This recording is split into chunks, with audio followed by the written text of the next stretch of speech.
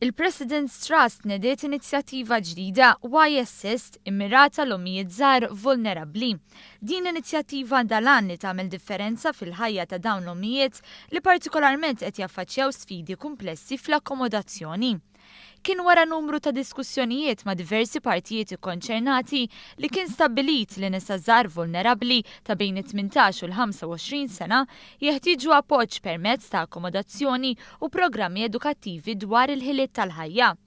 Il-programm ġie żviluppat bbażi ta' mudell Ingliż ta' Life Charity, organizzazzjoni mhux governattiva li ilha taħdem f'dan il-qasam għal diversi snin. Il-President's Trust ingħaqdet mal-Fondazzjoni St. Ġanantit Foundation biex tippjana u simplementa din l-inizjattiva.